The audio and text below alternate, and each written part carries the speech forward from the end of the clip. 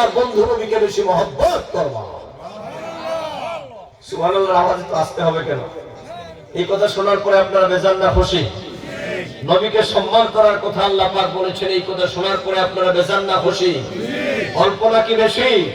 তাহলে মহব্বতে বলেন মারহাবা ইয়া রাসূলুল্লাহ, বলেন মারহাবা ইয়া হাবিবাল্লাহ। ও যুবক, ভালো করে শোনো, নবীকে মহব্বত করার হুকুম পৃথিবীর কোন প্রেসিডেন্ট আর প্রাইম মিনিস্টারের নয়।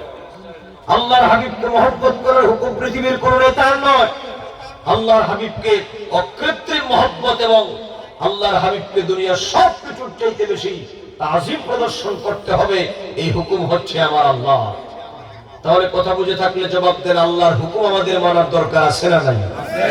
বাবা যুবকের আওয়াজ দাও, আছে না নাই?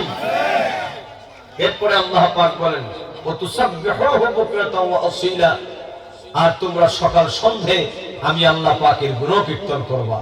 সুবহানাল্লাহ, মানে জিকির করবা। ঈমানদারদের এই তিন দফা কাজ আমাদের আদায় করতে হবে।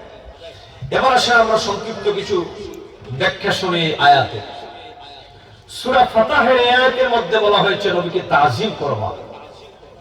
এজন্য মুফাসসিরিনে কেরামগণ বলেন আল্লাহর হাবিবের প্রতি অকৃত্রিম ভালোবাসার বহিঃপ্রকাশ এটা উম্মতের জন্য সাধারণ কোনো বিষয় নয়।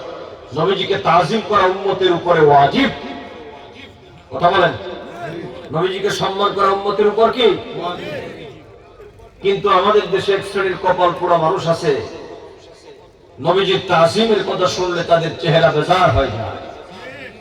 কথা বলেন না, আছে না নাই? আমরা একটু নবীজিকে সালাম দেই, নবীজির সামনে একটু আমরা দুরূদ শরীফ পড়ি, নবীজিকে আমরা একটু ইয়া রাসূলুল্লাহ বলি, নবীজির মহব্বত ইশক ও প্রেম নিয়ে আমরা একটু মিলাদ কিয়ামে দাঁড়িয়ে ইয়া নবী সালাম আলাইকা বলি। কিন্তু বাংলাদেশের এক শ্রেণীর মৌলানা সাহেবদের তা সহ্য হয় না। জনগণের যদিও সহ্য হয়, এক শ্রেণীর মৌলানা সাহেবদের তা সহ্য হয় না। আর সহ্য হয় না বলে জনগণকে ওনারা বিশ্রী ভাষায় আল্লাহর হাবিবের প্রতি সালাতু সালামের বিরুদ্ধে জনগণকে তারা বিষিয়ে তোলে। দৌলতপুরের জনগণ, আজকে এই সুন্নি সম্মেলনে আগত শত শত জনতাকে আমি আমার হৃদয়ের গভীর থেকে বলতে চাই, নবীজির প্রতি যত প্রকারের শরিয়া নিষিদ্ধ নয় এরকম যত প্রকারের ভালোবাসা এবং তাজিম আছে তা প্রদর্শন করা শুধু জায়েজই নয়, নবীজির উপর সম্মান প্রদর্শন করা উম্মতের জন্য ওয়াজিব। আল্লাহু আকবার বলেন। আর সেই জায়গায় আমরা কদ্দুরের হক আদায় করতে পারি। কথা কোন, আমরা কদ্দুরের হক আদায় করতে পারি। এখন আসেন আপনাদেরকে এই জায়গায় আমি দুটি কথা বুঝাবো।